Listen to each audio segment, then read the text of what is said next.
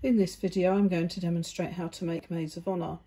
It's a traditional tart that consists of shortcrust pastry base filled with jam, like a jam tart, and then a cake mixture put on top. To make the Maids of Honour you'll need shortcrust pastry. You could either make it yourself using my video, look at the separate video that's already on my YouTube channel. I've made pastry up with 200 grams of plain flour and 100 grams of fat and cold water.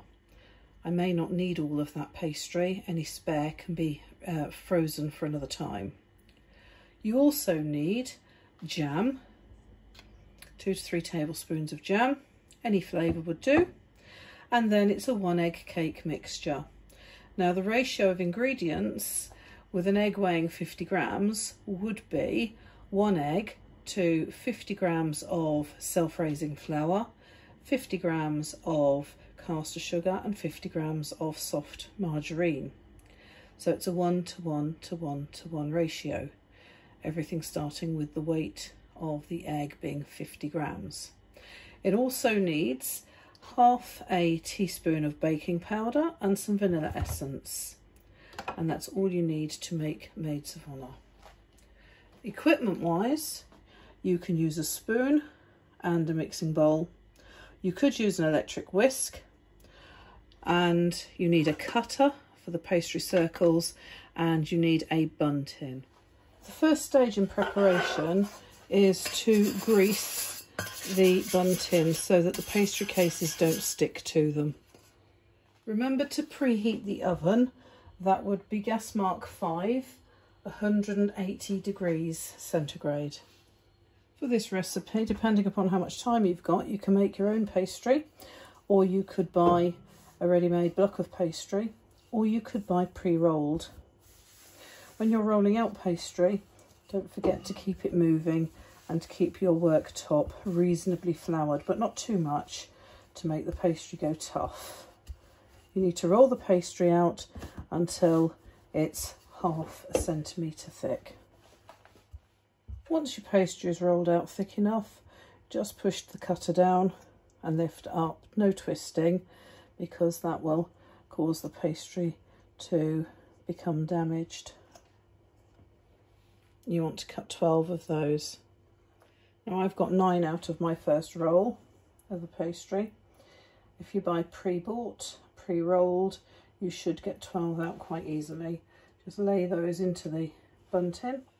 Once you have 12 cut out and lining your tin, you can use any leftover pastry to cut strips to go across the top.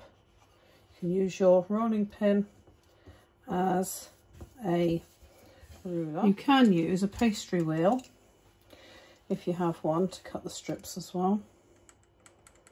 And then that way you can actually have fancy edging or straight edging depending upon the type of pastry wheel you have.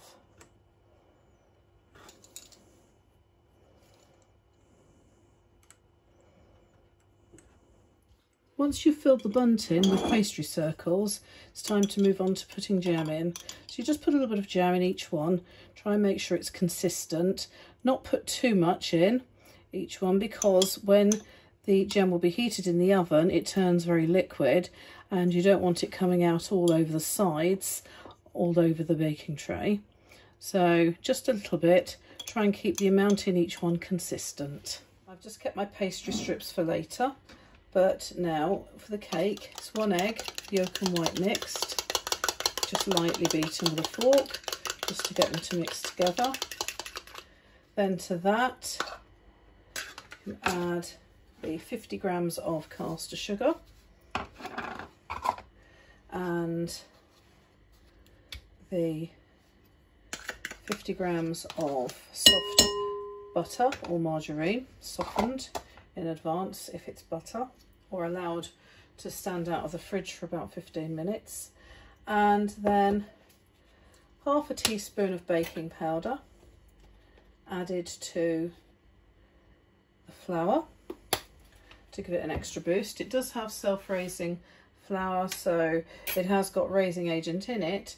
However, it's not really a known quantity, and we often with cakes add a boost of chemical raising agents, so add additional baking powder. So that gets sieved in. So this is an all-in-one mixture, not like the Victoria sponge cake, which is more traditionally creamed and staged, which is in a separate video on my YouTube channel. This is just an all-in-one method. Okay, it's quick and easy. You also want to add a little bit of vanilla essence or flavouring. If it's flavouring, you need probably about half a teaspoon to a teaspoon. But if it's extract or essence, it's stronger, more concentrated, so you don't need quite so much, so a few drops. You can mix this with an electric whisk, but it's only a 1 egg mixture and can be, as long as the butter is softened, can be mixed quite easily by hand. So you just use the spoon against the bowl, the back of the spoon against the bowl, and just stir in.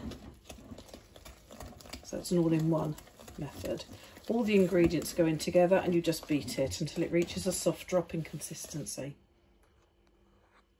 Once mixed and it's reached a soft dropping consistency, which means you literally just lift the spoon up and turn it and it will fall off the spoon very easily. So that's a soft dropping consistency. Once we're at this stage, you can then take 2 teaspoons or a teaspoon and a knife and divide your cake mixture across the top of each of the jam tart bases. Go around and put a little bit on at first, on each one, and then you can go back and top up and try to get an even amount of cake on each one. Now the secret to this, and to stop the jam from actually spilling out everywhere, is to actually push the cake over so that it seals around the edge of the top of the jam. Once the cake mixture is in, you can see that I've gone round the edges and there's just a little hole there that I can see, which I'm going to fill in. That's fine. And I'm going to take the pastry. Now you can just put it on straight, like so.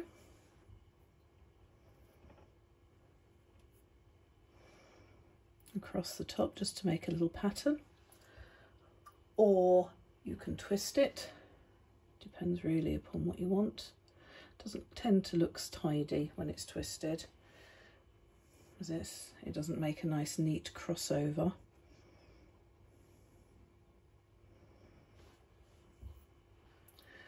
You can leave it without strips, you don't have to have strips on it.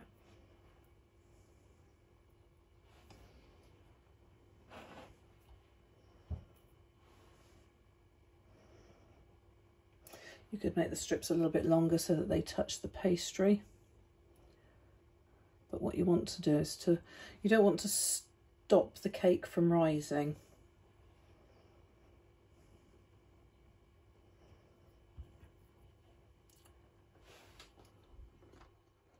So I've done 3 different varieties. I've got some without the strips, I've got some with strips flat, and I've got one as an example with a strip twisted, just so that you can see. Okay, and it's down to you really as to which effect you really want. These will now go into the oven at 180 degrees, gas mark 5, and they take about 15 to 20 minutes. But the problem that you have with cooking these is that the pastry needs a higher temperature than the cake. So we're dropping the temperature down slightly, not to overcook the cake, but to cook the pastry. So it could take up to 25, so about 15 to ideally 20 minutes, but possibly 25, depending upon the speed of your cooker. When they come out of the oven, you can use a palette knife very carefully to lift them out of the bun tray onto a cooling rack, and then check as you do, check the underneath to make sure that the pastry is cooked. The cake will bounce back, but the pastry needs to be set as well. This is fine, whereas this one you can see oily patches and that's not quite cooked, so that would need to go back in again. Okay, once done, you can put them in your container, or your put them on a plate to serve and sprinkle with some icing sugar. You can see the difference between the plain cake and the crisscross on the top. It just looks a little bit like hot cross bun with the cake protruding through all the gaps, but that makes a nice tasty treat, which is a change from cakes or just jam tarts. It just combines the best of both worlds. So enjoy your Maids of Honour. I hope you enjoy making them. Don't forget to hit the subscribe button, so hashtag like and subscribe, and visit me again for more tasty treats and videos.